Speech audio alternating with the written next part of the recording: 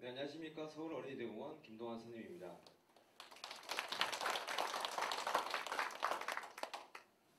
네, 저는 아빠가 가고 싶은 생태동물원이라는 주제로 발표를 준비했습니다.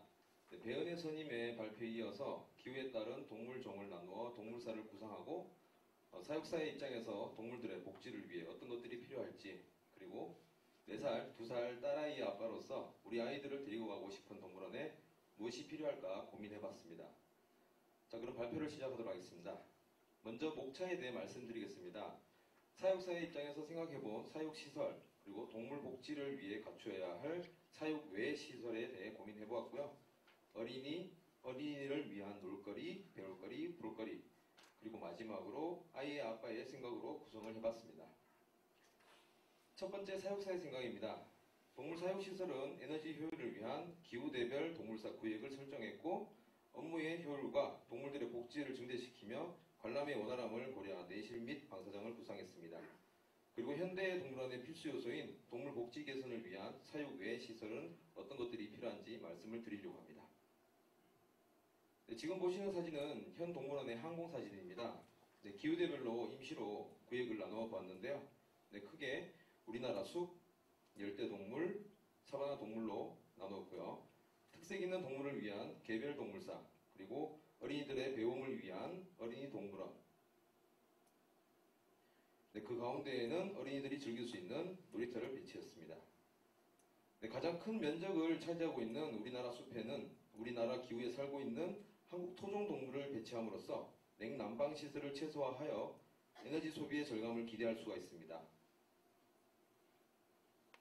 네, 그리고 국내 관람객에는 한국 고유종에 대한 친근감을 상승시키고 몰랐던 토종 동물을 만나게 됨으로써 한국 동물이 외국 동물에 비해 이쁘지 않다라고 생각하는 이미지 변화를 기대할 수 있습니다. 네, 외국 관람객들에게는 한국 고유종에 대한 관심도를 높일 수 있을 거라 기대됩니다.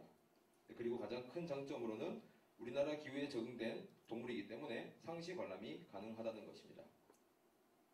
네, 배치 가능한 대표적인 동물로 유라시안 수달, 너구리, 여우, 한국호랑이, 노란목도리 담비, 두루미, 스라소니, 표범, 반달가슴, 곰을 예시로 들 수가 있습니다. 네, 전시장을 최대한 넓게 주고 동선을 최소화한 구상도입니다. 네, 한 동물사에 2종의 동물을 사육하여 전시장을 최대한 넓게 활용을 할 수가 있습니다. 네, 또한 사이사이에 관람로를 조성해서 동물들을 구경한다는 느낌보다는 동물들이 사는 집에 관람객이 들어와서 동물들이 관람객을 맞이하는 느낌입니다.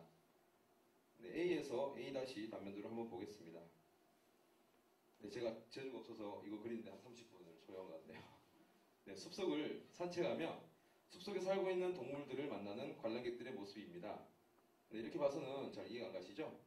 네, 그럼 저곰들을 보시면서 다시 말씀을 드리겠습니다.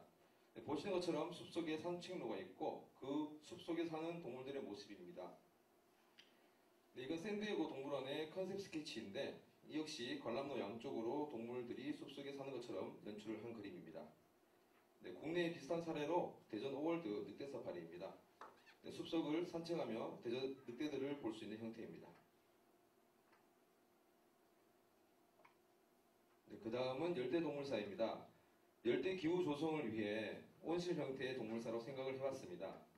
기존 오랜 시간에 걸쳐 온실을 유지하고 있는 현 식물원을 활용해도 좋을 것 같습니다. 네, 울타리 없이 숲속에 살고 있는 동물을 만난다는 느낌으로 연출하기 위해 작고 온순한 열대동물을 배치하고 동물원 입구에 위치시켜 이국적인 이미지로 관심도를 상승시키는 효과를 기대할 수가 있습니다. 네, 이곳에 적합한 동물은 주로 나무 생활을 하며 온순한 성격을 가진 작고 귀여운 모습의 동물들입니다. 네, 사진 속 동물은 알락꼬리 여우 원숭이, 다람쥐 원숭이, 나무늘보, 작은 원숭이류인 마모색과 타마린입니다. 네, 미국 세인트루이스 동물원 영장류 계획안입니다. 관람객들이 열대우림을 지나면서 나무에 살고 있는 동물들을 만나는 느낌이 납니다. 네, 그리고 독일에 있는 한 동물원의 마스터 플랜입니다. 네, 이 역시 비슷한 느낌을 줍니다. 이러한 온실이 적용된다면 국내 유일무이한 동물원이 될 수 있을 것 같네요. 네, 프랑스 보발 동물원의 온실 홍보 영상인데요. 네, 이 영상을 보시고 발표를 이어가도록 하겠습니다. Bonjour. Pour une fois, je ne vous parle pas de cuisine jamais lointaine, serre incroyable. Le dos équatorial du zooparc de Pauva. Cet espace immense abrite plus de 200 espèces d'animaux rares au cœur d'une végétation luxuriante. Partez pour un fabuleux voyage autour de l'équateur. Zooparc de Beauval, la passion animale. Bonjour. 네, 좀 부럽네요, 저는. 네. 이번에는 사바나 동물사입니다. 이곳에는 건조기후에 중대형 동물과 초원에 살고 있는 작은 동물들을 배치하여 동물사를 구성합니다. 다만 눈비가 오거나 추운 날에는 야외 방사가 불가능하므로 실내 관람이 가능하도록 전시장을 구성했습니다. 네, 배치 예상 동물을 보시면 프레리독, 미어캣, 사막류, 포큐파인 등 바닥 생활을 하는 작은 동물들과 기린, 큰 뿔소, 얼룩말, 캥거루, 하이에나처럼 특색 있는 중대형 동물들이 있습니다. 네, 구상도는 초원에 있는 물 웅덩이에 모여 사는 동물들의 모습을 연출하기 위해 가운데 스포를 두고 대동물 사육장과 소동물 사육장을 주변으로 배치했습니다. 네, 이어서 B- 화면들을 한번 볼까요? 네, 실제로는 동물사가 나눠져 있으나 관람객 입장에서는 한 곳에서 두 종류의 동물이 같이 어우러져 사는 형태로 보여지게 됩니다. 네, 사진으로 보신다면 이런 모습이 되겠네요. 네, 그리고 실내 관람의 대안으로 참고할 프랑스 리옹 동물원인데요. 기린이 실내에 있어도 외부에서 일부 관람이 가능합니다. 네, 정면에서 보이고 사선으로는 동물사가 가려져서 무분별한 노출이 아닌 부분적으로 노출을 시켜 기린의 스트레스를 최소화한 좋은 예시입니다. 네, 그리고 이 사진은 기린의 특징을 고려한 복층 형태의 동물사입니다. 네, 상시 관람은 불가능하지만 특수한 형태의 관람객이나 생태교육과 연계하여 안전관리자와 동반하여 관람은 가능한 모습입니다. 네, 그리고 소동물의 방사장은 이러한 느낌으로 꾸며주면 좋을 것 같습니다. 네, 그 외에 개별 동물사에 배치할 동물로 레서팬더를 선정했습니다. 레서팬더의 서식지는 위도상 열대기후에 속하지만 해발 1500m 고산기후에 살고 있어 열대기후처럼 무작정 덥지 않은 환경이 필요합니다. 멸종위기 동물로서 종보존의 가치도 높고 이미 귀여운 외모로 세계적으로 사랑을 받고 있으며 일본에서 번식 성공으로 수급이 용이해져서 채택하게 되었습니다. 네, 앞서 동물 사육 시설에 대해서 살펴보았고요. 이번에는 사육 시설은 아니지만 동물원에 꼭 필요한 시설들을 추려보았습니다. 네, 첫째로 의료시설입니다. 네, 보통 의료시설이라고 하면 동물병원만 생각을 하실 텐데 동물병원뿐만 아니라 건강한 동물과 아픈 동물을 격리하기 위한 격리 공간이 반드시 필요합니다. 네, 덩치가 큰 동물들은 크기와 습성에 맞는 격리 공간이 동물 두수의 1.5배에서 2배 정도 필요하며 작은 동물은 사진처럼 마취 없이 이동 케이지로 유도할 수 있는 특별한 공간이 필요합니다. 네, 그리고 동물원의 동물들은 야생동물이기 때문에 개, 고양이처럼 사람이 붙잡고 치료하는 것이 거의 불가능합니다. 그래서 대부분의 치료는 마취로 이어지게 되며 매번 치료를 위해 마취하는 것은 동물들의 건강에 부담을 주기 때문에 긍정 강화 훈련을 통해 마취하지 않고 체열 및 검진을 할 수가 있습니다. 네, 긍정 강화 훈련은 단시간에 이루어지지 않고 지속적인 훈련을 통하여 가능하기 때문에 이를 원활히 하려면 특별한 내실 구조가 필요합니다. 네, 긍정 강화 훈련이 어떤 식으로 이루어지는지 영상을 보시고 다음 봐드리겠습니다. 네, 코펜하겐 동물원에서 호랑이 긍정 강화를 통해서 체열하는 영상입니다.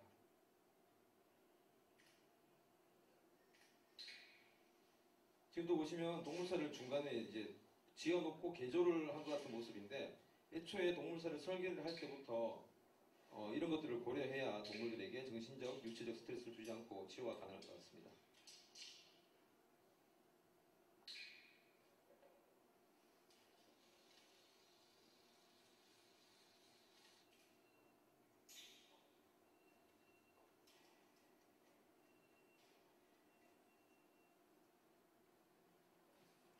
네, 둘째로는 목공실입니다. 네, 대부분의 동물에서는 한정된 환경에서 살고 있는 동물들의 야생성과 활동성을 높이기 위해 일리치먼트, 행동 풍부화를 하고 있는데요. 행동 풍부화를 위한 장난감이나 은시처 등을 안전하고 다양하게 만들어주기 위해 장비와 자재를 보관하고 작업을 할 수 있는 목공소가 필요합니다. 네, 이곳은 전주동물원에 있는 행복제작소라는 동물원 전용 목공소입니다. 네, 끝으로 사료조리실입니다. 위생적인 사료 관리와 효율적인 동물들의 식단 관리를 위해서는 반드시 필요합니다. 참고로 여러 동물원에서는 이미 조리실에서 과체 사료와 육류 사료를 따로 관리하며 철저한 위생을 지키고 있습니다. 자, 사육사로서 발표는 마치고 다음은 어린이들이 필요한 것을 생각해 보았습니다. 저희 아이가 첫째는 4살, 둘째는 2살인데 2, 3세에서는 솔직히 맨땅만 있어도 신나게 뛰어다니고 잘 놀더라고요. 근데 3세가 되어가면서 어떠한 놀이를 원하고 배우려고 하는 모습을 보였습니다. 이를 고려해서 놀거리와 배울거리 그리고 볼거리를 생각해 봤습니다. 아이들의 놀거리라고 하면 우선 놀이터가 떠오르시죠. 네, 현재는 동물원 외에 동물원 밖에 놀이터 시설이 있지만 동물원 안에 놀이터가 있으면 놀면서 동물들과 함께 논다는 생각을 할 수 있지 않을까 하는 생각이 들었습니다. 네, 그리고 이미 외국에는 많이 적용이 되고 있었습니다. 네, 코끼리 앞에 코끼리 미끄럼틀, 기린 앞에 기린 미끄럼틀, 우리나라 숲 앞에 나무와 닮은 놀이터가 있다면 아이들은 그 숲속에서 동물들과 함께 논다는 상상을 할 것 같네요. 네, 그리고 우리 아이들은 그저 놀기만을 원하지 않습니다.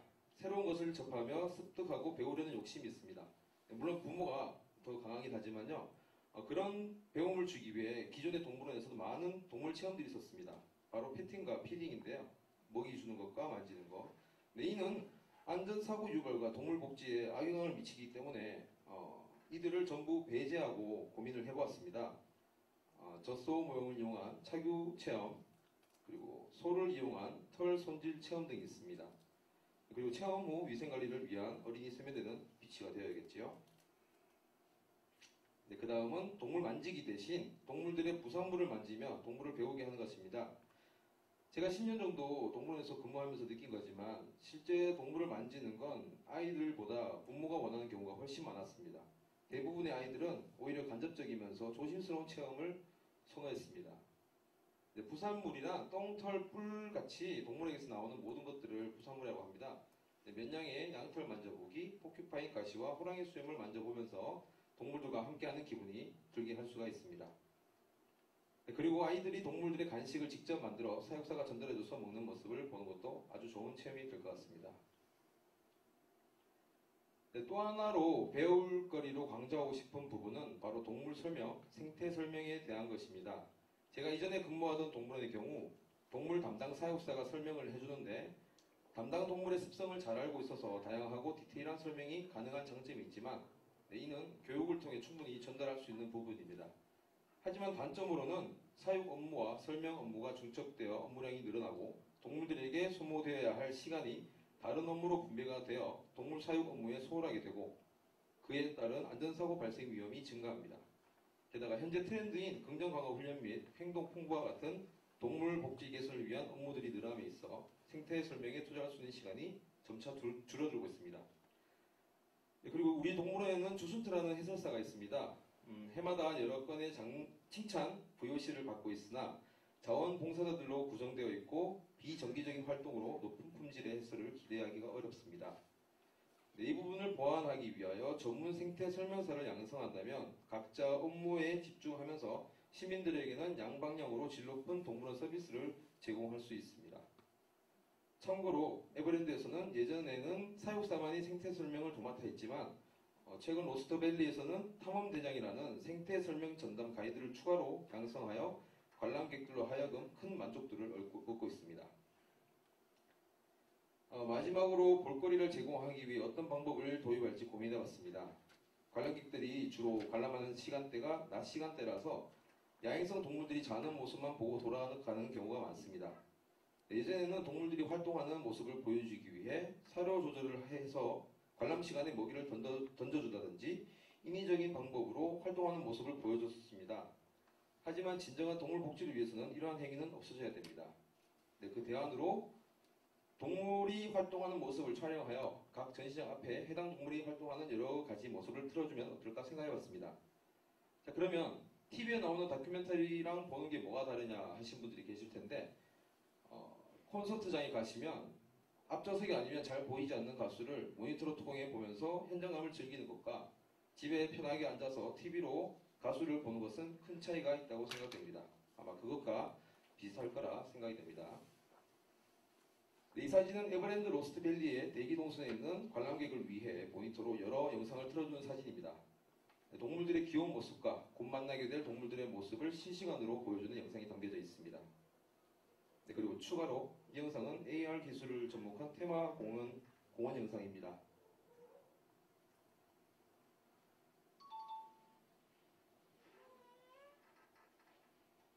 네, 올림픽 공원에서 잠깐 운영이 됐다고 하더라고요.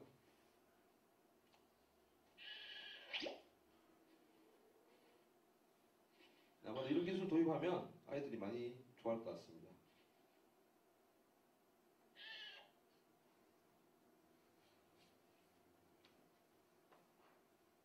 자, 이제 두 아이의 아빠의 입장에서 가고 싶은 동물원이 되려면 어떤 것들이 있으면 좋을까 고민을 해봤습니다.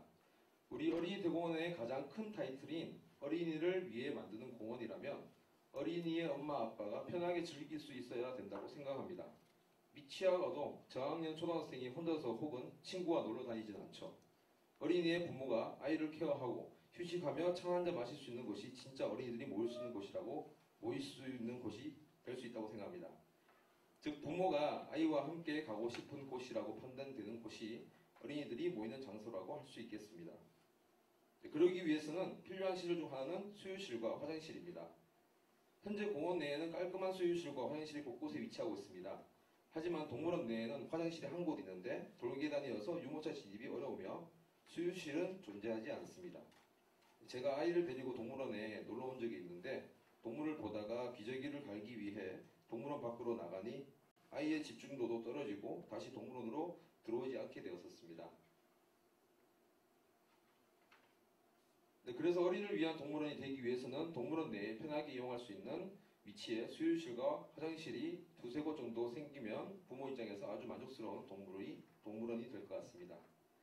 그리고 다른 의견으로는 식사나 차를 마실 수 있는 푸드코트입니다.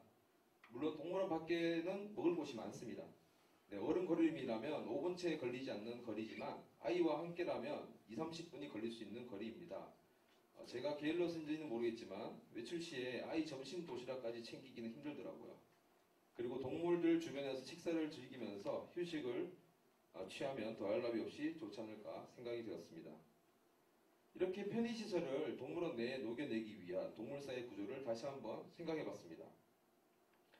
이는 현재 어린이대공원 맹수마을의 위성사진입니다.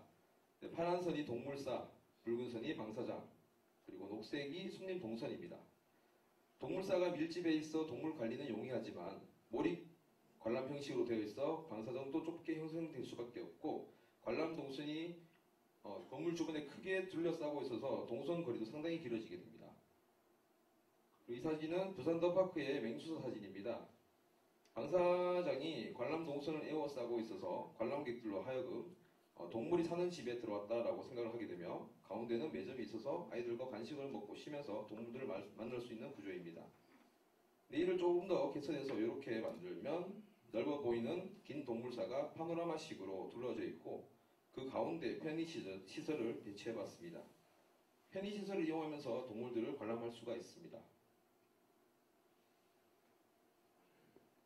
네, 이상 준비한 발표는 여기까지입니다. 네, 보시면서 느끼셨겠지만 획기적인 아이디어가 있다거나 멋진 모습의 방사적인 모습을 담아내지 못했습니다. 하지만 진정 어린이를 위한 공간이 되기 위해서는 어른들 눈에 이쁘고 혁신적이며 많은 의미를 내포하고 있는 공원보다는 정말 어린이를 위해 무엇이 필요한지 아이의 아빠, 엄마 입장에서 생각하면서 앞으로의 서울 어린이 대공원의 모습을 그려본다면 어른이 대공원이 아닌 어린이 대공원이 될 수 있을 거라고 생각이 됩니다. 네, 부족한 발표 들어주셔서 감사합니다.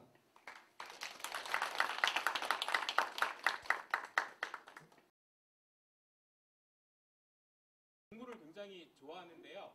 그래서 이번 발표를 주의 깊게 잘 들었습니다. 제가 의견인데요, 질문은 아니고 특히 동물의 그 기후별대로 나눠서 전시한다는 것에 굉장히 공감을 많이 했고요. 특히나 그 열대 동물들하고 저희 식물원 모두 다 그 열대성 기후에서 서식하는 그런 동물들을 한 곳에서 전시한다면 에너지 효율적 측면에서도 굉장히 좋을 것 같다는 그런 생각을 했습니다. 좋은 아이디어 같고요. 다만 지금 현재 우리 식물원이 많이 노후화되어져 있거든요. 리모델링 시 그 식물원에 대한 그 리모델링은 꼭 필수적으로 따라와야 될 것 같고요. 또한 그 전체적인 제조성함에 있어서 이 사람 저 사람 모두를 위해서 평균 점수를 높이는 것보다 저희가 동물원을 꼭 가지고 가야 된다고 한다면 어떤 이렇게 꼭 필요한 것들에 대해서 집중적으로 투자를 해서 평균 점수보다는 특화 점수를 높일 수 있는 그런 제조성이 됐으면 좋겠다는 생각도 해보았습니다. 준비하시느라고 고생하셨습니다.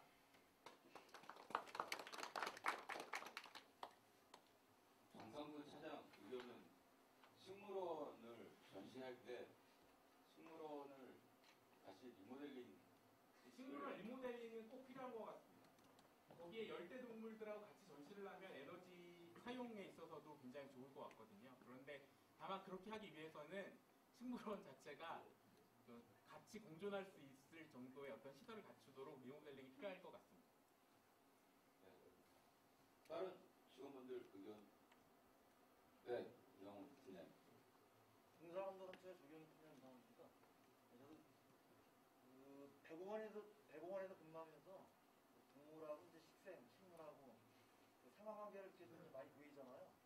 제가 말씀 안 드려도 성선이 팀장이 생활하고 계시겠지만 동물 밀도가 높으면 반대로 이제 식생이 이제 망가지고, 그래서 저는 이제 조경직 입장에서 이렇게 사람들이 이렇게 동물원에 갔을 때 무조건 동물을 막 가까이서 많이 보는 것보다도 멀리서 이렇게 조금씩 보는 것도 그것도 굳이 나쁘다고 보이진 않거든요.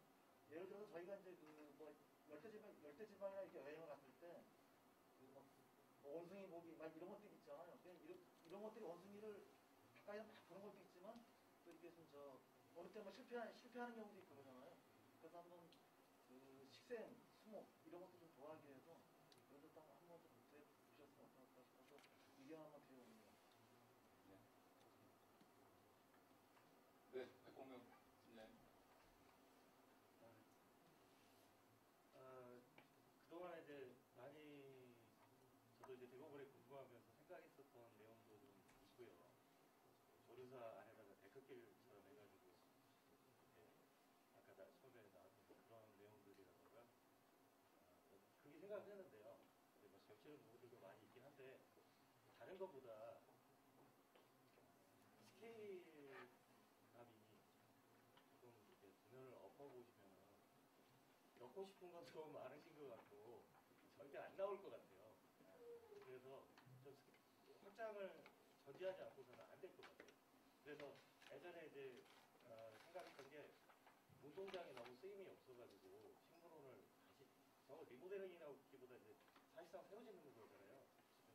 골조까지 다 오래돼서 그러면 운동장을 좀 활용하는 방안들을 좀 생각을 했었어요. 만약에 확장을 하려면 거기밖에 없겠더라고요. 다 쓰임이 좀 좋고 해가지고 거기 산책하는 실업분들 말고는 잔디구장은 다 안 쓰여서 그 부분에다가 밑에다가 이제 지하 주차장도 할 수 있고 위에는 식물원에다가 동물원하고 같이 병합된 그런 것들을 의견을 나눴었거든요. 그런 방안 말고는 지금 넣고 싶은 것들을 다 넣으실 수는 없을 것 같아요. 한번 조명 안 쳐보시면 그런 생각이 듭니다. 네, 김계욱 수장. 공예대원 공무원 김기영입니다.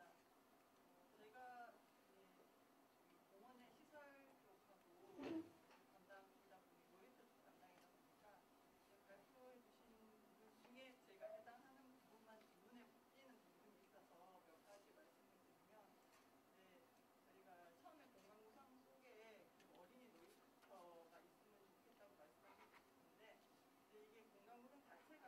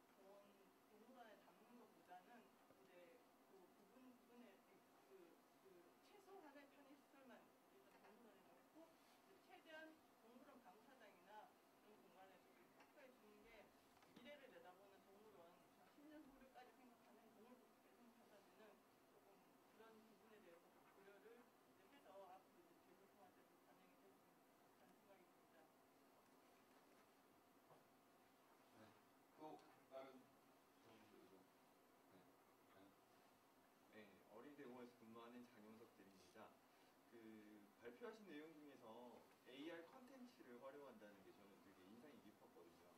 뭐 앞서 말씀하신 백봉민 팀장님이나 김기영 차장님 의견을 종합해볼 때 실제로 저희 서울시 주무부서나 아니면 뭐 관내 의원들 이런 쪽에서 보면 지금 저희가 대형 동물을 전시하는 거에 대해서 좀 부정적이거나 아니면 거기에 대해서 어려움이 좀 많이 있잖아요.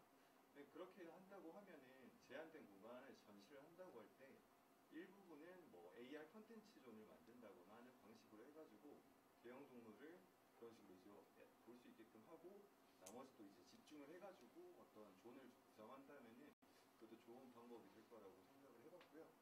그리고 또 추가로 말씀하신 부분 중에서 이제 조금 뭐 전문 이제 지금 주스트도 하고 계시지만 지금 이게 동물들을 해설하는 전문 인력이 조금 필요하다고 말씀하셨던 것 같은데 실제로 저희 이제 시설팀에서는 자연생태 프로그램을 시민분들이 직접 운영을 해주시는 분들이 계시거든요. 아마 알고 계시겠지만 한 50명 정도를 저희가 직접 교육하고 이제 그분들이 연간 거의 한 3,000명에 가까운 어린이들한테 체험을 하고 있잖아요. 그런 부분들도 조금 적용을 하게 된다면 이제 말 그대로 저희는 점점 추세가 시민들이 공원에 참여하는 공원을 원하고 있으니까 그 부분을 조금 참여한다면 이제 시민분들을 조금 더 이렇게 저희가 교육도 하고 하면서 전문 인력으로 그리고 저희 공원에 대한 로열티를 키우면서 함께 좀 상생하면서 발전한다면은 예산도 많이 절감될 뿐더러 이렇게 약간 어린이 대공원이 좋은 의미를 가질 수 있는데 더더욱이 그 동물원이 좋은 의미를 가질 수 있는데 기여할 수 있을 것 같다고 생각을 해봤습니다. 이상입니다. 네, 다른 직원분들 의견. 네. 공사감독 3차의 박민준입니다. 저는 그 지금 서울숲 근처에서 거주를 하고 있는데요. 서울숲에서 제가 가장 인상 깊게 보고 있는 거는 동물들을 데리고 산책하는 모습들을 배경을 산책하는 모습이 아주 좋은 모습이다라고 생각을 하는데 어린이 대공원은 동물원 때문에 그 애견이 입장이 안 되는 걸로 알고 있습니다. 그렇다면은 거주민의 주민 입장에서는 어린이 대공원으로 인해서 그 애견을 데리고 산책할 수 없다, 불이익을 오히려 받고 있다라고 할 수도 있거든요. 앞으로는. 그리고 앞서 말한 것처럼 그 발표에서처럼 지구단위 계획이 들어오면 이제 더 그 아파트 이런 것들이 들어와서 인구가 더 유입될 수도 있는 상황에서 그리고 애견이 더 많아지는 상황에서는 불이익이 될 거라고 생각하는 분들이 많을 텐데 이거에 대한 대책은 혹시 가지고 계신지 좀 물어보고 싶습니다. 그리고 저희가 이첫 번째 시간 스와트 분석할 때도 공원이 이제 그 모빌리티도 못 들어오고 애완견 뭐 이런 것도 못 들어오고 되게 규제가 굉장히 여러 가지가 있거든요. 좀 더 그 지역 주민들에 대한 규제를 완화하면서도 시민 안전이나 뭐 이용성 측면에서도 그 상충이 안 되는 그런 방안들을 지금 연구를 하고 있습니다. 절대적으로 좋을 수 없는 건가요? 지금 현재 그 구인문에 애견 그 놀이터가 있고요. 그런 것들을 조금 더그 보완해 나갈 생각인데 실제로 그 대부분의 시 직영공원 보면은 애완견 관련된 이제 애완인들은 이제 공원에 애완견 출입을 좋아하긴 하지만 더 많은 인원수가 사실 애완견 출입에 대해서 되게 거부감을 갖는다든지 아니면 인원이 굉장히 상당히 많거든요. 꼭 그 애완견이 공원 내에 들어오는 것보다는 그 주변 애완견 놀이터를 좀 더 확대하는 쪽으로 생각을 하고 있습니다.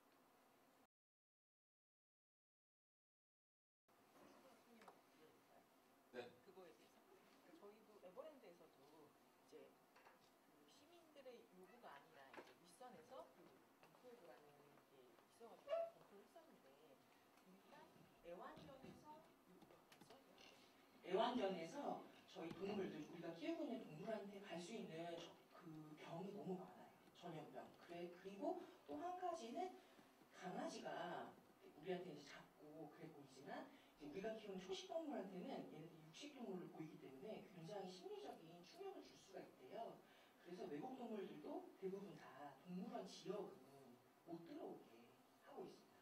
뭐 안내견 이런 거까지도 이제 뭐 약간 규제할 정도로 그거는 저희가 키우는 동물을 보호하기 위해서라서 조금 고민이 그러니까 더 논의가 되고 이제 사회가 더 애견 친화적으로 되면 어떨지 모르겠지만 저희 업의 특성상으로는 조금 상충되는 부분은 좀 있는 것 같습니다.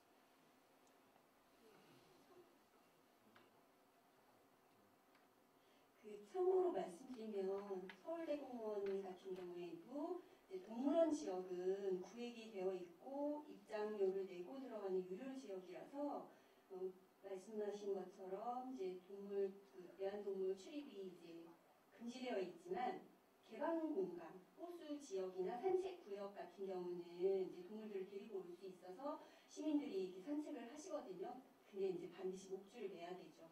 그래서 어린이 대공원 같은 경우도 지역을 나눠서 동물원 구역이랄지 아니면 동물원 근처 일정 바운더리만 금지를 하고 나머지 산책하는 공간은 충분히 가능할 것으로 생각이 됩니다.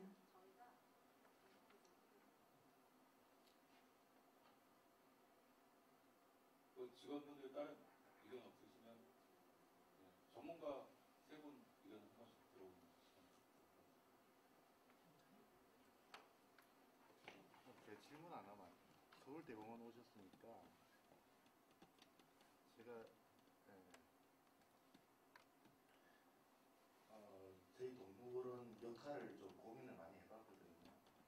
역할이 옛날에는 그냥 관람, 즐거움을 주는 역할이 있었다면 결국은 동물 복지나 아니면 종보전, 그 다음에 아이들 교육 차원 그런 식으로 역할을 정립해 나가야 되지 않을까 생각을 하고 있는데 제가 유튜브 막 검색하다 보니까 서울대공원에 종보전 연구실이 있더라고요. 그 영상을 꽤 인상 깊게 봤는데 그게 종보전이라는 게 뭐 가령 뭐 유전자를 해서 하는 그런 역할까지인지 어떤지 그 역할이 어디까지인지 그걸 좀 설명해 주시면 좋겠습니다. 그 서울대공원 동물원이 2000년도에 환경부로부터 서식지 외 보전기관으로 지정이 되었어요. 그렇게 되면서 이제 환경부에서 그 예산도 지원받고 그 종보전에 관한 그런 연구 뭐 이런 것들에 대한 예산을 뭐 크진 않지만 1년에 뭐 몇천만 원, 1억, 뭐 몇억 단위로 이렇게 지원을 받아서 하고 있는데 서울대공원에서 보전해야 될 동물종이 당초에는 토종동물 10종에서 지금 조금 더 늘은 것 같아요. 13종인가 15종인가 뭐 그 정도가 있는데 그러니까 토종동물, 예를 들면 수달, 뭐 반달가슴공 뭐 이런 식으로 해가지고 우리나라 동물들에 대한 그 번식하고 번식된 거를 야생 서식지로 돌려보내는 거. 그 다음에 이제 말씀하신 대로 유전자 그 연구하는 것들, 그 다음에 프로즌주라고 그래가지고 그 동물들의 그런 향후를 위한 뭐 정액이랄지 혈액이랄지 뭐 여러 가지 샘플들을 냉동해 놓는 그런 이제 프로즌주 역할도 이제 서울대학교 교수님하고 이제 협력해서 그렇게 운영을 하고 있고요. 대표적인 보전 사례로 보면 이제 지리산 반달가슴공 프로젝트가 시작된 지 한 15년 정도 됐나요? 이렇게 돼 있잖아요. 맨 처음에 반달가슴공이 없었을 때 서울대공원 동물원에서 번식한 그 반달가슴공 새끼들을 지리산으로 보내서 거기서 야생에서 일정 구간 이제 구획을 해서 훈련을 시켜서 실제 야생에 강사를 했고 그 이제 환경부에서 시설이 맨 처음에 없었을 때는 러시아로부터 그 반달가슴공 새끼들을 데리고 와가지고 그 지리산에 바로 강사할 수가 없었기 때문에 동물원 시설을 이용해서 여기서 이제 조금 훈련도 시키고 그리고 이제 그 근친 교배가 많이 되잖아요. 동물원에서는 그 이제 세대가 지날수록 그렇게 했을 때 조금 유전적 다양성을 계속 유지하기 위해서 이제 뭐 일부 갖고 온 종을 우리 동물에 있는 동물이랑 교배를 시켜서 또 이제 다른 데 보낸다든지 그런 식으로 하고 있고 지금은 이제 여우 같은 경우도 보건사업 환경부에서 하는데 이제 저희가 상당 부분 이렇게 지원이나 협력을 하고 있는 상황입니다. 그 종보전이라는 개념이 이제 원장님 질문이 약간 그런 것 같아요. 우리가 단순히 이제 사자를 전시하고 있다, 코끼리를 전시하고 있다는 자체가 종보전으로 봐야 되는 건지, 종 다양성을 확보하고 있다고 봐야 되는 건지, 아니면 여기서 말씀하신 것처럼 구체적인 연구나 혈액 보관 뭐 이런 것들에 포괄적으로 해야지 이제 종보전이 되는 건지 그런 거에 대해서 약간 제가 지금 프로필에는 잘 안 써 있는데 저도 서울동물원에서 그 일정 기간 근무했었기 때문에 또 여러 가지 상황을 알고 있어서 보충을 해드릴게요. 저는 이제 동물 쪽 하는 사람이어가지고 일단 이제 이호카 팀장님께서 말씀해주신 거는 서식지 외 보전을 말씀드리는 거거든요. 그래서 굉장히 동물원의 고유의 영역이고 우리가 어떻게 보면은 동물원이 존재하는 굉장히 핵심적인 역할이죠. 그 어떤 기관도 이런 역할을 해줄 수는 없어요. 그러니까 저희가 다람쥐 원숭이를 예를 들어보면 다람쥐 원숭이는 야생에서 지금 멸종 위기가 그렇게 심하지 않거든요. 하지만 우리가 다람쥐 원숭이를 사육하는 기술을 갖고 있잖아요. 그 어디에서도 없잖아요. 다람쥐 원숭이가 무슨 기후변화나 뭐 전염병으로 인해서 갑자기 감소한다. 그러면 전 세계 동물원에서 다람쥐 원숭이를 갖고 있는 사육 노하우나 이런 걸 활용해가지고 걔네들이 우리가 갖고 있는 애들을 활용해서 정말 걔네들 재도입해가지고 살려낼 수도 있는 거거든요. 그런 차원에서 모든 사육사들은 어떤 종을 기르든지 종 보전을 하고 있다는 자부심을 가지셔야 되고 가지셔도 아무 문제가 없습니다. 무방합니다. 그러니까 지금 기린을 우리가 재도입하지 않더라도 우리가 기린을 키우면서 사육 노하우를 쌓아가고 그 연구까지 가면 좋겠지만 지금 있는 아이들의 유전자를 우리가 살아있는 아이들의 유전자를 가지고 있는 것 자체가 보전 활동에 참여하는 거고요. 이제 첫 번째는 동물원에서 하는 보전의 첫 번째는 그런 서식지 외 보전이 핵심이고 두 번째는 지금 현대동물원에서는 서식지 보전까지 굉장히 액티브하게 참여를 하고 있습니다. 서울동물원도 마찬가지고요.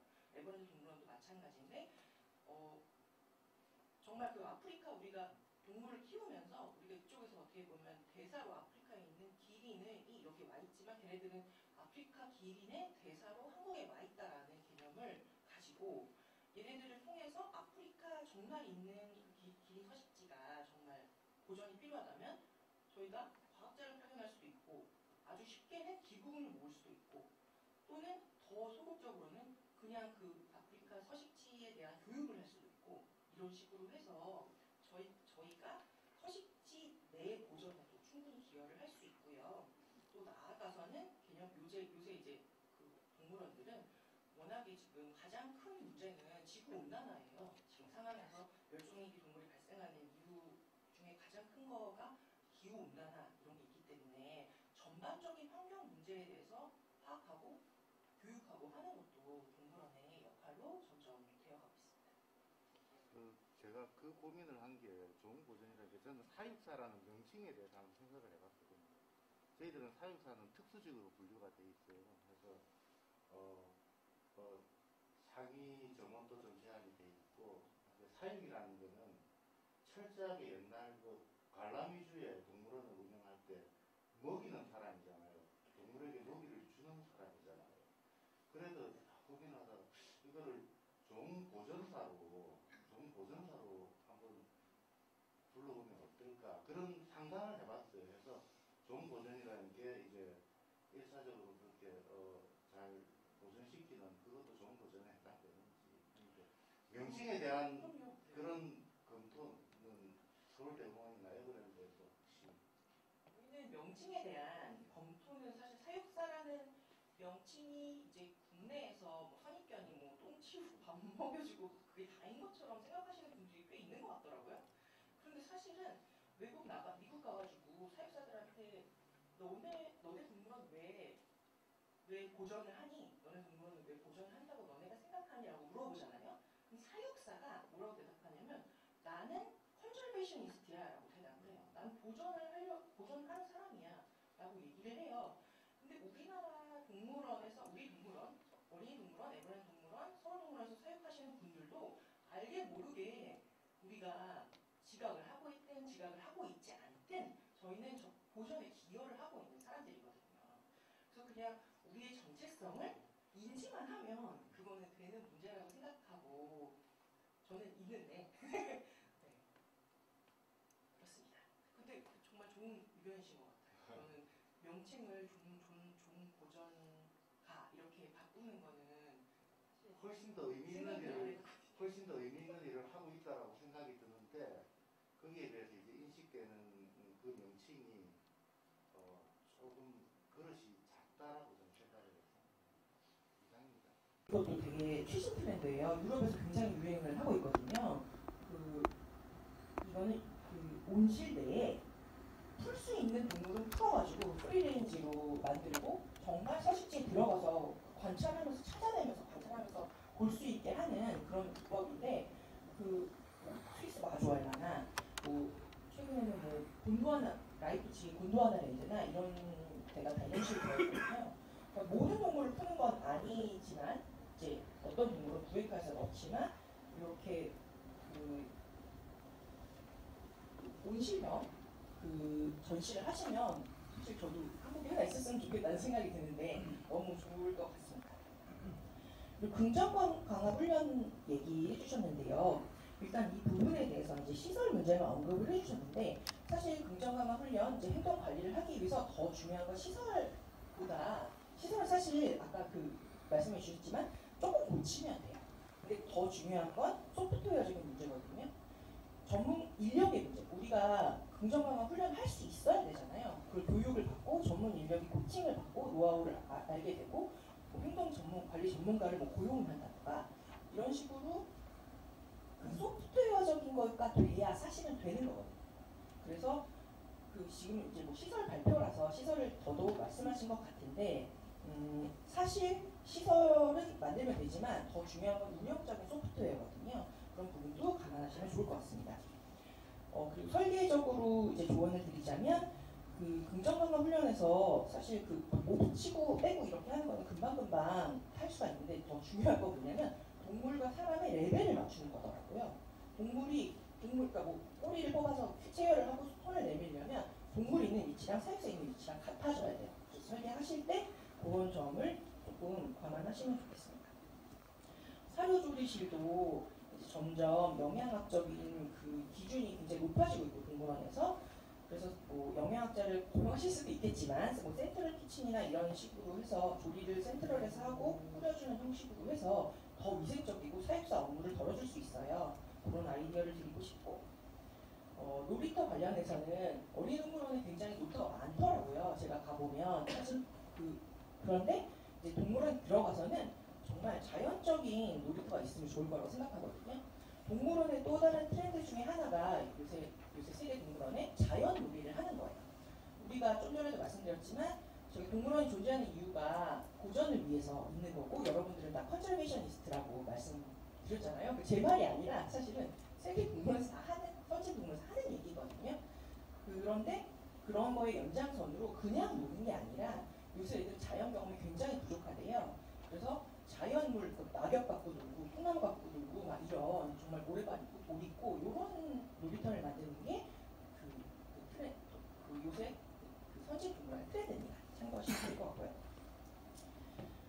그리고 이제 생태 해설사 말씀하셨는데 굉장히 공감이 가는 이야기고 선진 동물원은 죄송해요. 어린이 동물원도 선진 동물원이에요. 근데 이제 해외 동물원을 말씀드립니다. 저희가 에버랜드 같은 경우에 아자 인증을 받았는데 에듀케이션 팀이 꼭 있어야지 인증을 받을 수 있었어요.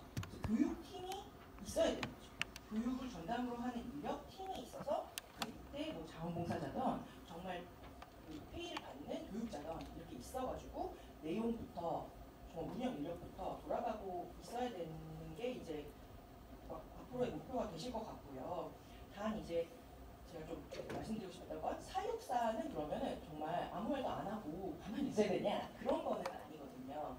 사육사는 동물원에서 동물 다음으로 스타입니다. 사육사도 그냥 일반 사람들이 보기에는 정말 궁금하고 너무 신기하고 친해지고 말 들어보고 싶은 연예인급 동물만 보러 오는 게 아니라 동물원에는 사육사도 보러 오는 거거든요.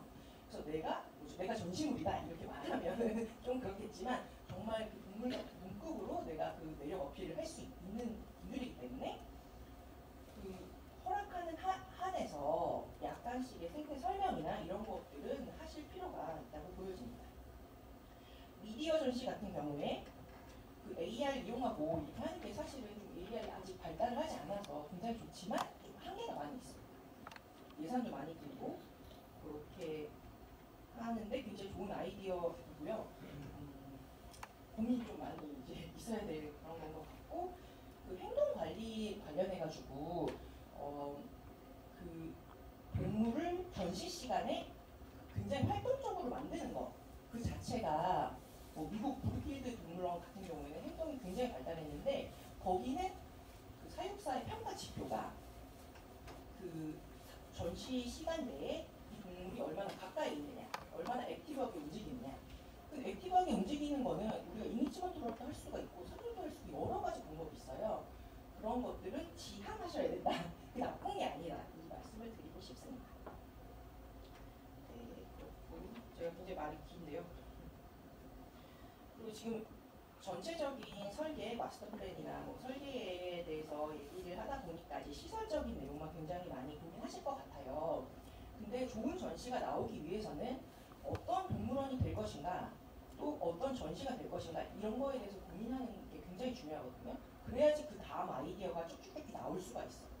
어떤 전시 기법, 구체적인 전시 기법 뭐 이런 거는 다 흉내낼 수 있어요. 근데 정말 잘 만들려면 내가 이 전시에서 이 공원에서 어떤 메시지를 전달할지를 고민을 해주셔야지, 열대가 아니면 어떤 메시지를 이 사람들이 우리가 전달할 거고 관람객들이 무엇을 보고 듣고 느끼고 행동해 가고 이렇게 해보고 그 다음에 어떤 마음의 변화가 가지고 갈 것인가 그거를 고민하셔야 어떤 전시를 넣고 어떤 사인물을 넣고 전시 스타일은 어떻게 하고 이런 것들이 짝짝짝 나오게 되거든요. 훨씬 그게 무용한 것 같지만 굉장히 효율적인 방법이에요. 그래서 전시 계획하실 때에는 어떤 메시징 부분을 조금 더 고민해 보시면 훨씬 좋을 것이다. 이런 말씀을 드리겠습니다. 마지막으로 똑같은 말인데요. 시설적인 부분은 굉장히 고민이 많으실 거예요. 우리가 이제 시설 가보다 보면 우리가 시설에만 되게 포커스가 되게 되거든요. 근데 결국에는 시설을 만들어도 운영하는 데서 꽃이 피게 되는 거거든요. 그 운영적인 부분, 소프트웨어적인 부분, 그 부분도 굉장히 똑같이 중시를 하셔야 된다. 제가 추천드리는 거는 저희가 아자 이제 인증을 받아 보니까 동물원 체질이 완전히 변화한다라는 느낌이 굉장히 많이 받았어요. 그래서 어린이대공원도 이자든 아자든 인증을 좀 추진하셔서 그런 부분을 소프트웨어를 보강하는 데 굉장히 도움이 많이 되거든요. 그래서 그렇게 하는 것도 저는 추천을 드립니다.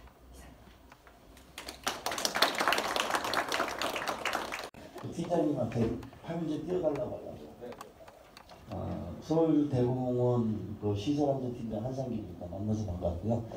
갑작스럽게 와가지고 갑작스러운 자료를 보고 좀 당황을 했는데요. 그래도 다행인 거는 오늘 발표해 주신 그 김동환 주임님 그분의 마음이 참 담아져 있는 거를 봤습니다. 동물원을 너무 사랑하고 욕심도 많고 저 이 자료 진짜 많이 본 자료입니다.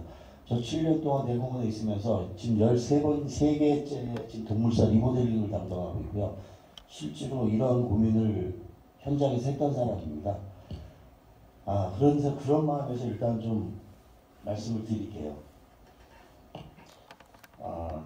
이게 몇 페이지죠? 맨 처음에 첫 번째 저런 자료를 좀 만들 때는 공간적인 기회를 모든 사람이 알 수가 있었으면 좋겠어요. 면적이 얼마입니까? 없죠. 모릅니다. 그림은 아주 좋습니다.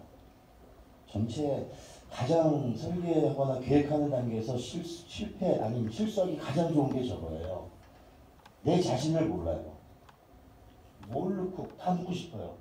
뒤에 있는 자료 마찬가지 많이 본 자료입니다. 저도 경험을 했고요. 근데 실질적으로 시간만 많이 뺏깁니다. 결과적에 가서는 못해요. 과연 거꾸로 제가 결론부터 말씀드리면 지금 단계에서 지금 이 어린이대공원 특히 동물원에서 여러분들이 모여서 해야 될 겁니다. 선택과 집중이라고 생각합니다. 놀 거는 놓고 정말 동물복지가 잘 돼 있는 동물원을 만들어야 그걸 보고 있는 우리 어린이들 일단은 뭐 교육적인 차원에서 전달이 잘 될 거라 생각을 하고 있고요. 당사자인 저도 사실 그쪽에 많은 비중을 두고 지금 일을 하고 있는 실정입니다. 이 그림을 보면서 지금 자료를 보면서 이 만드신 분의 그 애착은 충분히 느껴지는데 과연 저게 가능할까? 예를 하나 들겠습니다. 우리나라 숲 배치 예상 동물 저기 공간적으로 제가 어느 정도 되는지 모르겠지만요. 이 그림이 있죠. 저 다 해봤습니다. 저 동물들 리모델링 다 해봤거든요. 저 동물들이 갖고 있는 특성에서 저 동물들이 올바르게 복지가 구현되는 공간적인 면적, 저 친구들을 저 동물들을 케어하기 위한 내실과 사육사실 과연 이 공간에 살 수 있을까요? 이런 고민서부터 그림이 아닌 현실적인 계획이 들어가려면은 실질적인 여기 계신 분들이 그거부터 논의가 돼야 될 것 같아요. 놀 게 뭔지, 내가 갖고 갈 게 뭔지. 참 우연치 않게 제가 많이 본 동물이고 제가 다 지금 저 어린이 서울대공원의 동물사 리모델링을 다 한 동물들입니다. 지금 제가 하면서 저도 시행착오를 겪고 놓치는 것들에 대해서 있기 때문에 그런 거 겪지 마시라고 말씀을 드리는 거거든요. 욕심만 앞서다가는 사실 사업을 실패하는 사례가 많고요. 일단은 동물 복지적인 차원에서 필요한 공간과 그 외에 필요한 게 뭐가 있는지, 호랑이 다루면 호랑이 내실은 어떻게 만들 것이고 이런 게 된 다음에 아까 긍정 강화 사실 저도 지금 우리 대공원의 제3아프리카관에 사자를 오감을 느낄 수 있는 사자 공간을 만들었어요. 그 사자가 그물망을 지겹치고 소리를 지르는 거를 관람객이 직접 볼 수 있는 걸 만들었는데 사실 처음 도입은 해봤지만은 저 나름대로 부족한 게 많아요. 마찬가지로 그런 좀 실패 사례를 좀 보고서 서울 대공원에 와서 좀 한번 보시고서 멀리 갈 필요 없어요. 저 외국 동물원 이제 다 다녀봤거든요. 사실요. 독일 빼고는 다 한자를 내보니까 갔다 왔고 거기서 과연 내가 다 좋아 보이지만 우리 현실에 맞는 게 뭔가를 추려내는 게 여기에 계신 분들이 냉철하게 해야 될 부분이라 생각해요. 그리고 나서 만들어도 이 자료는 되지 않을까. 지금 이 자료는 너무 넓은 거예요. 이거 사실 여기 전체 면적 얼마인지 모르겠어요. 지금 서울대공원에 동물원만 아마 대한민국 최고의 동물원이지만은 약 녹지 포함하면 50만 평이고요. 예, 게임이 안 되죠. 근데도 부족해요. 저 동물들 케어하기에 공간이 부족하다고요. 근데 과연 여기서 저런 동물을 배치 예상해갖고 하겠다? 제가 보는 면에서는 그림입니다. 그러면은 저기서 하나씩 지워질 때 가슴 아프거든요. 그러지 말고 좀 더 여기 있는 분들이 사실은 전문가들이에요. 지금 아마 이 설계를 서울연구원에서 하나요? 서울연구원에서 하잖아요. 그 사람들 몰라요. 예, 사실 전문가는 여기 다 계시거든요. 근데 이분들이 이런 애가 내면 안 돼요. 그러면 언제 와서 실제로 일할 때 100% 수정됩니다. 참고로 하나 아까 그 온실 이용하는 안은 참 좋은데요. 아까 말씀 스위스도 갔다 와봤고요. 그 온실을 개조해서 그러한 여건을 갖추는 게 과연 쉬울까요? 지금 온실 구조가 어떤지 모르겠어요. 아마 많은 어려움이 있을 거예요. 그래서 그런 거를 쉽게 생각하지는 말고 정말 하나를 도입한다 결정이 나면 그거에 대해서 매진하는 게 오히려 이 서울 어린이동물원에서 지금 필요한 게 아닌가. 지금 이 자료는 만드시면서 고생하시고 만드신 분의 좀 사랑이 굉장히 많이 느껴서 좋았는데 아쉬운 게 있다면 그런 게 좀 더 현실적으로 돼야 외부에다가 이 자료를 줘서 그게 설계안이 되겠죠. 그러기 위해서는 좀 죄송한 얘기는 처음 왔지만 이런 말씀 드리고 아마 나머지 마감은 아마 이혁환 팀장님이 더 좋은 말 하실 겁니다.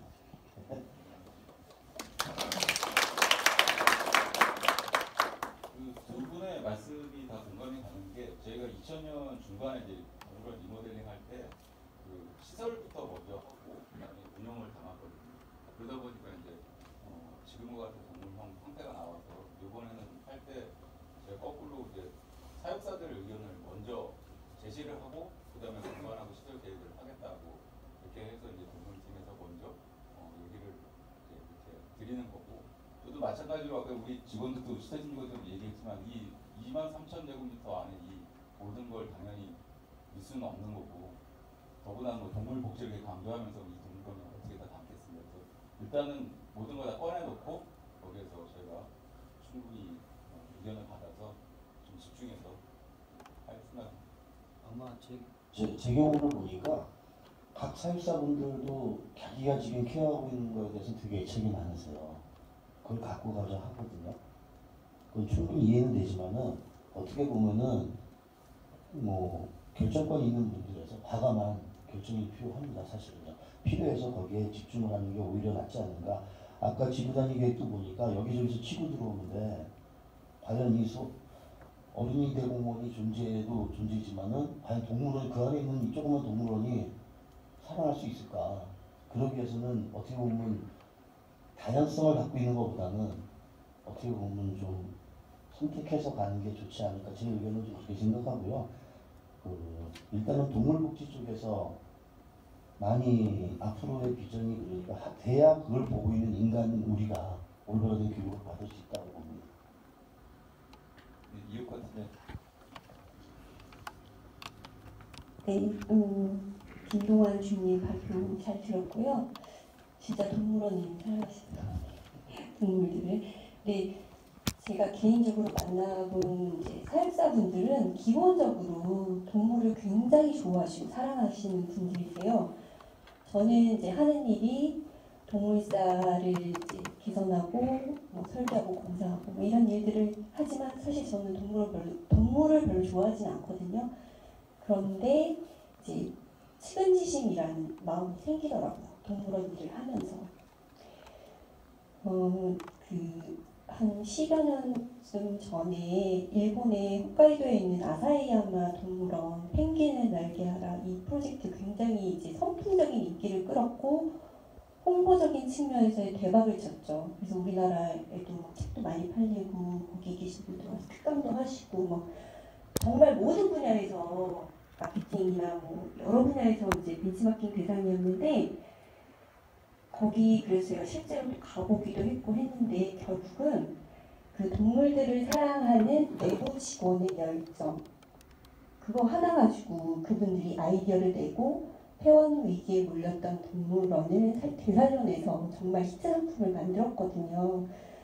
그래서 지금 위기이긴 하지만 어쨌든 동물원 식구들이 힘을 합쳐서 좀 개선해 보려고 하는 이제 노력을 하시고 아이디어를 내고 이런 게 굉장히 중요한 활동이라고 생각을 하고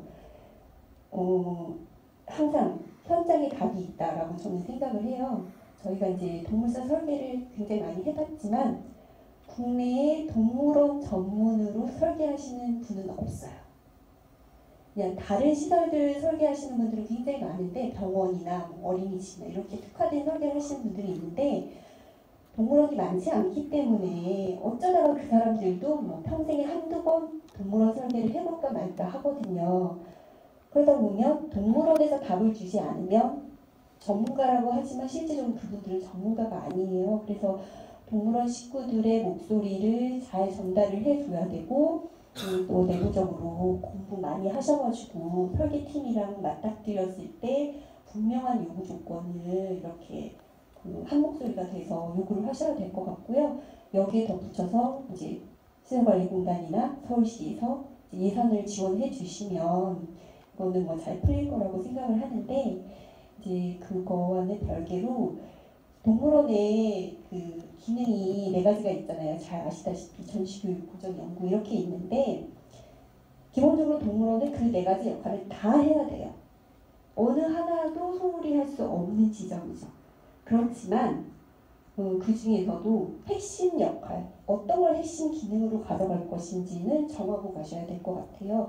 거기에 따라서 시설도 달라지고 전시할 동물도 달라지고 그렇기 때문에 저기 보니까 그때 이제 여기하고 비슷한 데가 제가 가본 곳 중에서는 프랑스 리옹 동물원이 약간 규모도 비슷하고 특성도 비슷하더라고요. 근데 리옹 동물원 같은 경우도 이제 교육을 핵심으로 해서 이렇게 동물을 키우고 있는데 여기도 그 예전에 같이 이렇게 워크숍도 하고 하셨잖아요. 그래서 거기를 이렇게 벤치마킹 하셔서 가시면 좋을 것 같은데 교육이라는 게 단순히 동물 보여주고 뭐 이렇게 서식지 뭐 이런 데 삽니다 라고 생물학적인 것을 교육하는 건 아니거든요. 동물원은 그러니까 이런 거죠. 열악한 환경에 콘크리트 바닥에 있는 고릴라나 침팬지를 보면 되게 가슴 아프거든요. 그런 동물원 시설을 한번 보고 간 사람들은 나 다시는 동물원 안 올 거야. 동물원 없어지면 좋겠어. 그러면서 막 인터넷에 댓글 달아요. 동물원 동물원 폐지해주세요, 없애주세요, 막 이렇게 댓글 달거든요. 저희 동물원 기사 같은 데에도 동물 불쌍한데 야생에 풀어주세요, 막 이런 목소리도 들려요. 그렇기 때문에 교육을 잘 하려면 그 동물들이 단순히 이제 그 동물만 보여주는 게 아니라 동물들이 있는 공간, 이제 저희가 서식지라고 부르는 그 환경을 좀 제대로 재현해 줄 수 있게 하는 것이 중요한데, 그럴 때 제일 중요한 게 저는 면적이라고 생각해요. 그 야생에서 코끼리가 하루에 한 16시간에서 18시간 가까이를 계속 걸어다니면서 먹이를 찾잖아요. 그만큼 운동을 하는 거죠. 근데 서울대공원 동물원 같은 경우에 코끼리 방사장이 굉장히 넓어요. 그럼에도 불구하고 환경단체나 이런 데서는 좁다고 코끼리 풀어주라는 얘기도 하거든요. 그래서 그 이제 면적이 아주 넓으면 좋겠지만 면적이 제한되어 있기 때문에 종관리 계획을 먼저 세우셔야 될 것 같아요. 아까 이제 옆에서도 얘기하셨는데 선택과 집중이라는 측면에서 보면 어린이 대공원 동물원이 어떤 종을 계속 가져갈 것인지, 지금 있고 뭐 인기는 많지만 이제 장기적으로 봤을 때 예를 들면 뭐 번식이 어렵다거나 키우는데 너무 에너지가 많이 든다거나 비용이 많이 들어서 도저히 케어할 수 없다라고 판단되면 서서히 이제 퇴퇴시키는 거죠. 그런 종관리 계획이 먼저 서야지 그 다음에 시설을 어떻게 개선할 것인지가 결정될 거라고 생각을 하고요. 그래서 백화점식으로 희귀동물을 막 나열해서 전시하는 건 좀 지양하셔야 될 것 같아요. 그래서 토종 동물을 전시하는 건 굉장히 좋은 아이디어인데 다 가지고 가려고 하면 비용도 너무 많이 들고 개별 동물들한테 줄 수 있는 공간도 제한되어 있잖아요. 그래서 그 중에 어떤 종을 할 것인지는 내부적으로 결정을 하셔서 조금 과감하게 정리하시고, 그러니까 이제 사육사분들이 걱정하시는 건 이런 건 것 같아요. 동물이, 내가 키우는 동물이 없어지면 내 일자리가 없어지지 않을까. 사람이랑 누구나 그렇게 생각을 할 수 있죠. 근데 그게 아니라 아까 송혜경 신장님 얘기하시는 것처럼 사육사의 역할이 단순히 동물을 그냥 밥 주고 뭐 청소해주고 똥 치우고 이런 기능이 아니라 아까 그 보전가의 역할을 가지고 있잖아요. 그렇기 때문에 옛날에는 한 명이 여러 개, 뭐 예를 들면 10종의 동물을 관리했다고 치면 이게 한 명이 뭐 한 종, 두 종을 관리하더라도 하는 일이 그만큼 늘어나는 거죠. 이 사람의 역할이. 사람들과도 소통하고 교육가적인 그런 역할도 해야 되고 보전도 해야 되고 동물을 관리하고 기록하고 이런 이제 그 과거에 하지 않았던 사육사들의 그런 전문적인 역할이 넓어지기 때문에 동물 숫자가 줄어드는 거는 별 의미가 없다고 생각을 해요. 그래서 그런 쪽으로 조금 마인드를 바꾸시면 좋을 것 같고, 이제 저도 동물사 리모델링을 하면서 어린이 대공원 동물원에 여러 차례 이제 가서 봤는데 한 가지 아쉬웠던 점은 이게 이제 우리가 항상 앞에 보이는 전시 공간만 굉장히 중요하게 생각을 하는데 사실은 동물이 아플 수도 있고 경우에 따라서는 전시되지 못하는 경우가 있잖아요. 잉여개체가 있다거나 아니면 뭐 특별한 사유가 있어서. 그래서 전시되진 않지만 격리하는 실내 공간이 아니라 뒷방사장 개념의 격리시설, 야외 격리시설이 있어야 되는데 공간이 협소하다 보니 그런 시설들은 굉장히 부족하더라고요. 그래서 리모델링 하실 때 반드시 그런 공간들을 조금 확보를 하시는 게 좋을 것 같습니다. 그리고 한번 마지막으로 예전에 조금 있었던 것 같은데 서울대공원 동물원하고 어쨌든 서울시 산하 기관이잖아요. 두 기관이 그 두 군데 다 뭐 이렇게 상업적인 그런 시설이거나 그런 곳이 아니기 때문에 서로 직원 간의 그 교육이나 동물 교육 교환 같은 거를 조금 더 활성화할 수 있는 것들에 대해서 좀 적극적으로 노력을 하시면 좋을 것 같습니다. 이상입니다.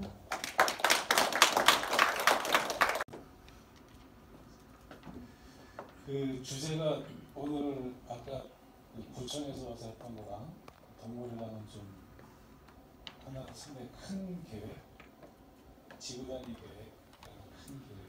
이 지금 말씀하시는 상당히 이제 작은 분야랄까, 뭐 작진 않지만 디테일한 분야의 계획이라서 좀 주제가 크게 달랐는데 아까 거를 발표하신 분들이 이제 돌아가셨잖아요. 제가 좀 보완 설명을 드리는 게 좋을 것 같아서 이거 말고 주변에 지구 단위 계획을. 지금 광진구청에서 오랜 수건 사업이 어린이 대공원 주변에서 고도지구 푸는 거예요. 제가 서울시에서 도시계획과장 할 때, 아니 한 30년 전에 팀장 할 때서부터 민원이에요.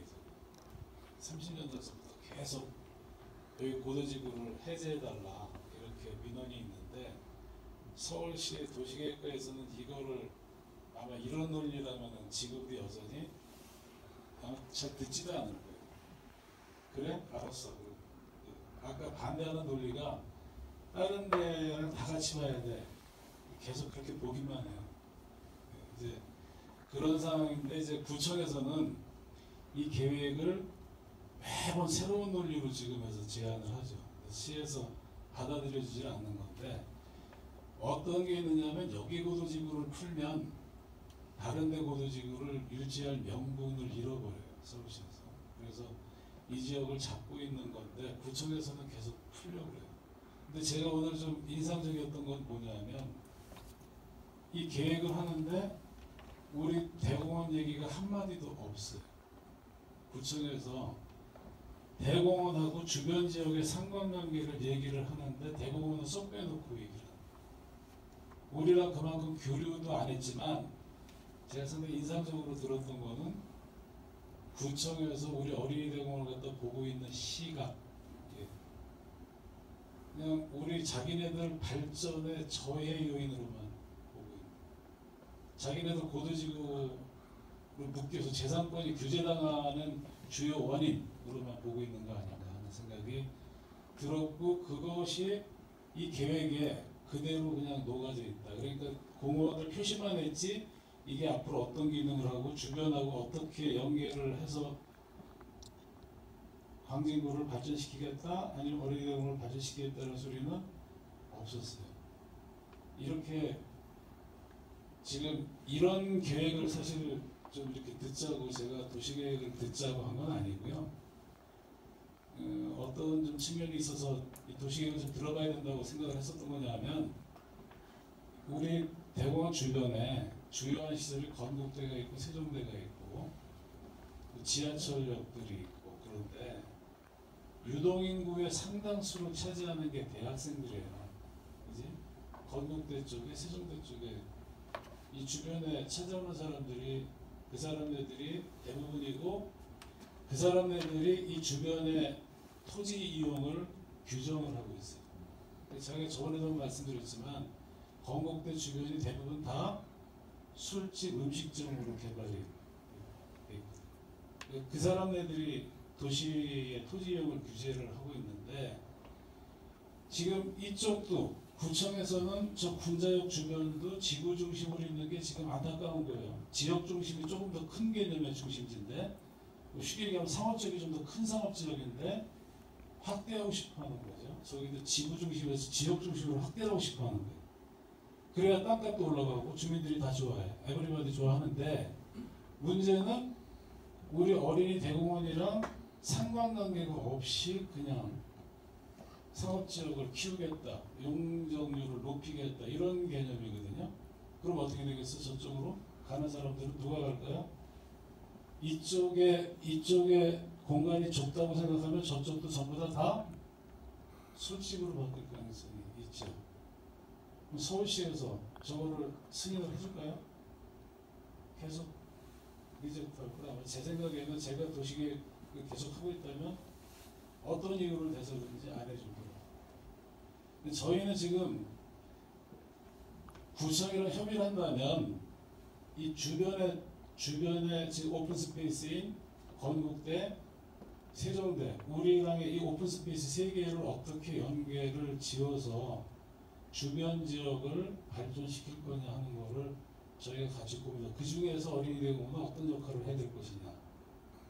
그렇게 좀 주변하고 같이 보자.